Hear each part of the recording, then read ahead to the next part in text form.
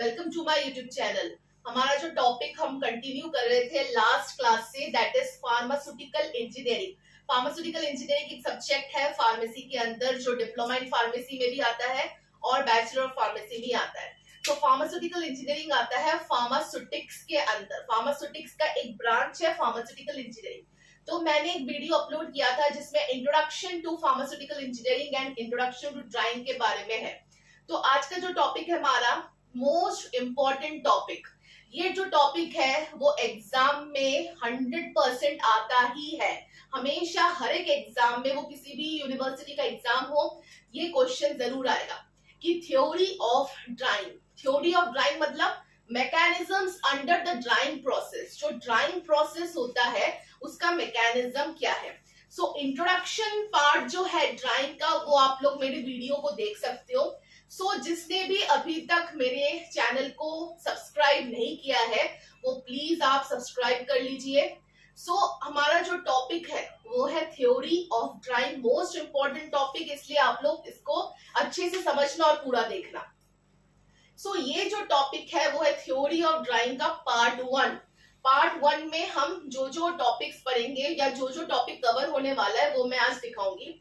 Theory of drawing के पीछे कुछ इंपॉर्टेंट टर्म्स इसमें है, जैसे कि सबसे पहला bound water, most important terms in theory of drawing. Unbound water, EMC, इस ईएमसी का फुल फॉर्म है equilibrium moisture content, desorption and sorption. ये जो कुछ टर्म आप लोगों को याद रखना बहुत जरूरी है। इसका जो डेफिनेशन है उसको आप लोगों को याद रखना है, और इसका जो कंसेप्ट है, इसके पीछे जो कंसेप्ट है, इसके पीछे जो मैकेनिज्म है, उसको आपको अच्छे से समझना पड़ेगा, तो ही आप थ्योरी ऑफ ड्राइंग को समझ पाओगे।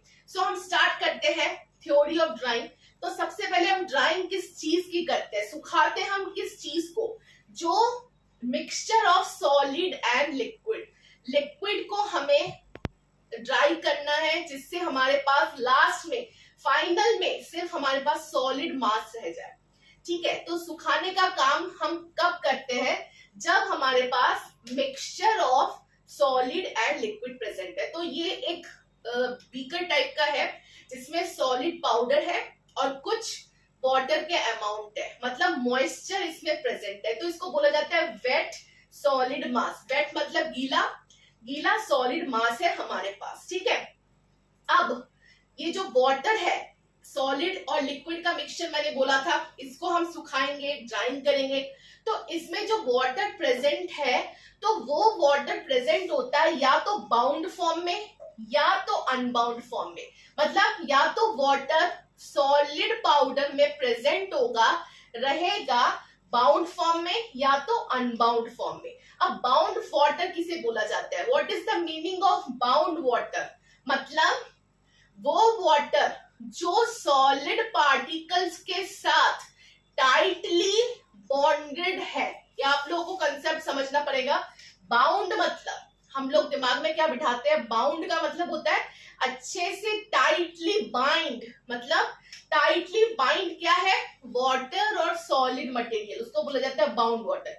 हाइग्रोस्कोपिक मटेरियल है इसका एग्जाम्पल, बाउंड वाटर का एग्जाम्पल हाइग्रोस्कोपिक मटेरियल। अब हाइग्रोस्कोपिक क्या होता है, मतलब हमारे पास एक ऐसा मटेरियल है जो मॉइस्चर को खींचता है अपनी तरफ। ठीक है, हमारे पास एक ऐसा सॉलिड मटेरियल है जो अपने तरफ मॉइस्चर को, नमी को, वाटर को खींचेगा। ठीक है, उसको बोला जाता है हाइग्रोस्कोपिक मटेरियल। हाइग्रोस्कोपिक मटेरियल कब होगा, जब उसमें बाउंड वाटर प्रेजेंट होंगे, मतलब वाटर मॉलिक्यूल और सॉलिड में बहुत अच्छा बॉन्ड है, मतलब क्लोज बॉन्ड है कि वो छूट नहीं रहा है, दोनों का जो साथ है वो छूट नहीं रहा है, उसको बोला जाता है बाउंड वाटर।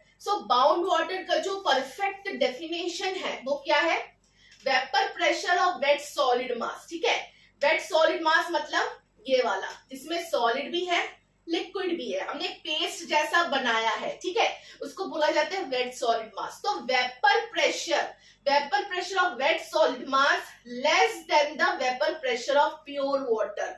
प्योर वाटर जो है उसका जो वेपर प्रेशर रहता है, हर एक चीज का एक वेपर प्रेशर रहता है। ठीक है, वेपर प्रेशर मतलब कि वेपराइज होता है, उसका जो प्रेशर बनता है उसको बोला जाता है वेपर प्रेशर। तो प्योर वाटर का जो वेपर प्रेशर होता है उससे कम होता है vapour pressure of wet solid में, जिससे क्या होगा, इसमें जो वाटर प्रेजेंट है वो इतना टाइटली बाउंडेड है सॉलिड मटेरियल के साथ, जो इजीली वेपोराइज नहीं हो पा रहा, वो इजीली क्या हो रहा है, ड्राई नहीं हो पा रहा, सूख नहीं पा रहा है, वो चिपका हुआ है सॉलिड और लिक्विड एक दूसरे के साथ, उसको बोला जाता है बाउंड वाटर। मतलब बाउंड वाटर जैसे ही आता है आप लोगों को दिमाग में एकदम कंसेप्ट क्लियर होना चाहिए, टाइट जंक्शन, टाइट बाउंड, ठीक है, tight bonds between the solid and the liquid material. अब नेक्स्ट है unbound water. Unbound water opposite है बाउंड वाटर का। अनबाउंड वाटर का एग्जांपल है नॉन हाइग्रोस्कोपिक मटेरियल। मतलब कुछ कुछ मटेरियल आप लोग ऐसा देखोगे, कुछ कुछ पाउडर मटेरियल ऐसा होता है कि उसमें आप कितना भी वाटर डाल दो, ह्यूमिडिटी हो जाए, नमी आ जाए, मॉइस्चर आ जाए, तो वो जल्दी एवोपरेट हो जाता है, जल्दी सूख जाता है, उसको सूखने में टाइम नहीं लगता, ठीक है, उसमें से वाटर को निकलने में टाइम नहीं लगता, उसको बोला जाता है नॉन हाइग्रोस्कोपिक मटेरियल। इसमें क्या होता है, नॉन हाइग्रोस्कोपिक जो मटेरियल होता है उसमें वाटर मॉलिक्यूल, पानी का और सॉलिड का जो बीच का जो बॉन्ड है वो स्ट्रॉन्ग नहीं रहता। जब बॉन्ड स्ट्रॉन्ग नहीं रहेंगे तो क्या होगा, जैसे ही हम थोड़ा हीट देंगे तो वो तुरंत एवोपरेट हो जाएगा। मतलब समझ में आ रहा है, बाउंड वाटर में से ड्राइंग करना ज्यादा टाइम टेकन है देन अनबाउंड वाटर, ठीक है।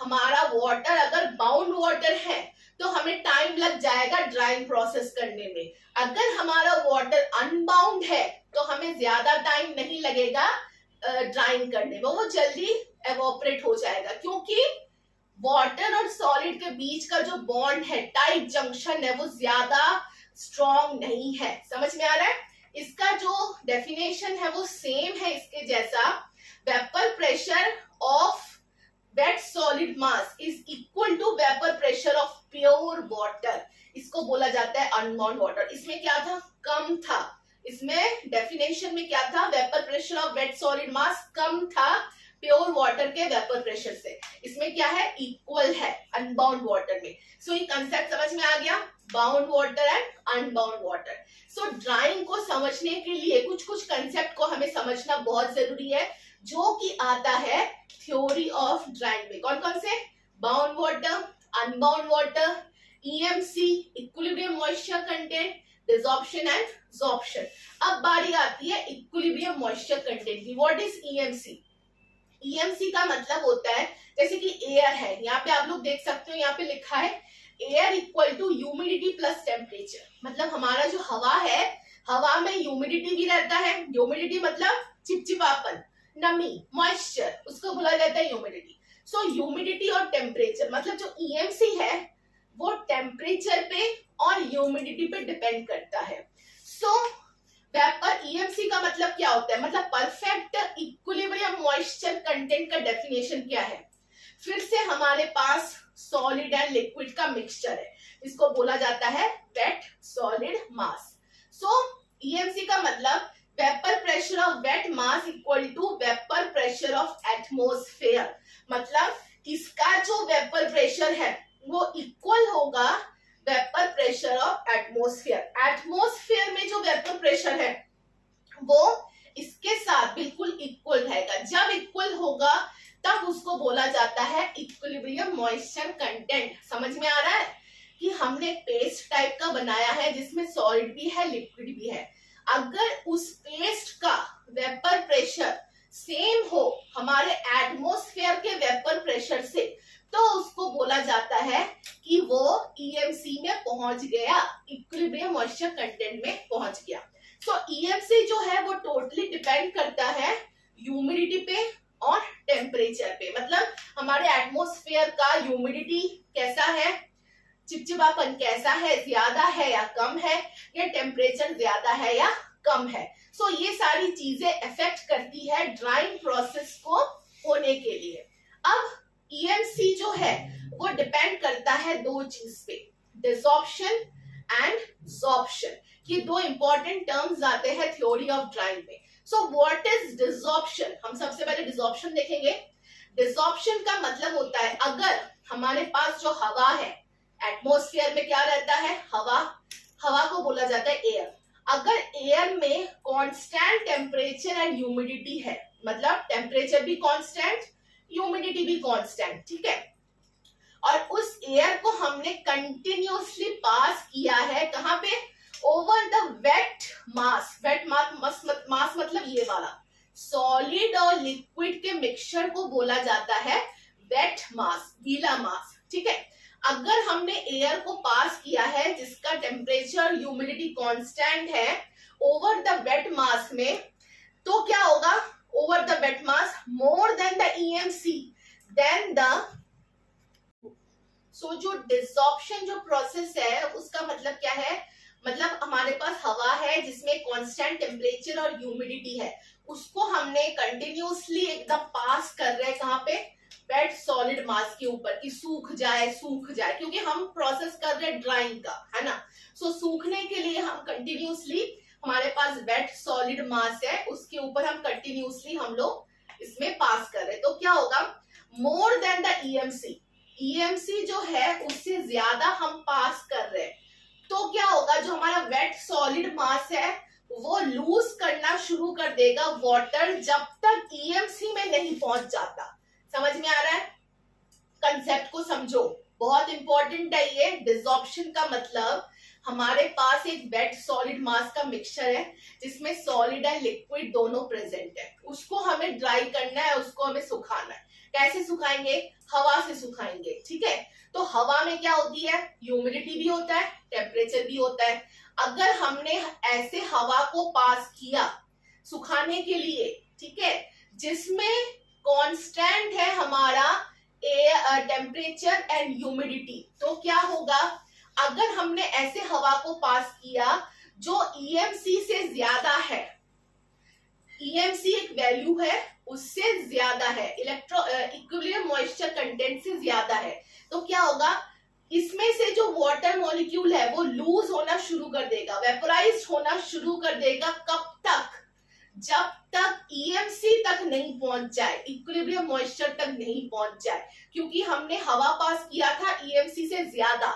सो इक्विलिब्रियम में पहुंचना है, एकदम बैलेंस में पहुंचना है, तो उसको बोला जाता है डिसॉर्प्शन। डिसॉर्प्शन मतलब वाटर लूज होने की प्रोसेस, वाटर लूज हो रहा है। डिसॉर्प्शन मतलब ड्राइंग प्रोसेस हो रहा है, वाटर लूज हो रहा है, वाटर मॉलिक्यूल जा रहा है, वेपोराइज्ड हो रहा है। Next one is sorption. Sorption बिल्कुल उल्टा है डिसॉर्प्शन से, मतलब हमने एयर को पास किया जिसमें कांस्टेंट टेम्परेचर एंड ह्यूमिडिटी है, ठीक है, इसको ड्राई करने के लिए, सॉलिड वेट मास को ड्राई करने के लिए, लेकिन हमारा जो ईएमसी है वो कम है, हमारा जो एयर का जो इक्विलिब्रियम मॉइस्चर कंटेंट है वो कम है, ठीक है।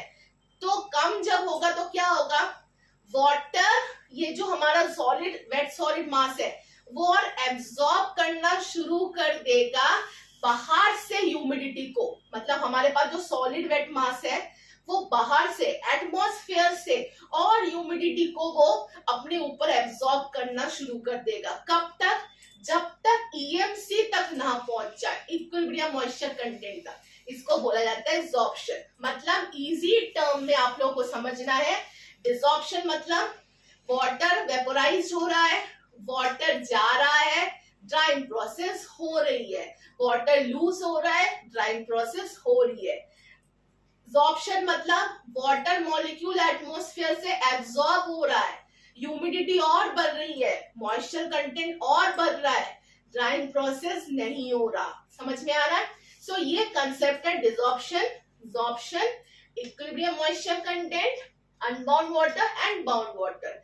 मतलब ड्राइंग प्रोसेस करने के लिए ये सारे टर्म्स बहुत इंपॉर्टेंट है। बाउंड वाटर बहुत इंपॉर्टेंट है, unbound water, equilibrium moisture content, desorption and sorption. So video को आप अच्छे से समझिए, बार बार देखिए, अपना कंसेप्ट क्लियर कीजिए, और कोई भी डाउट हो आप उसको कमेंट में जरूर बताइए। So thank you for watching. Like, share and subscribe.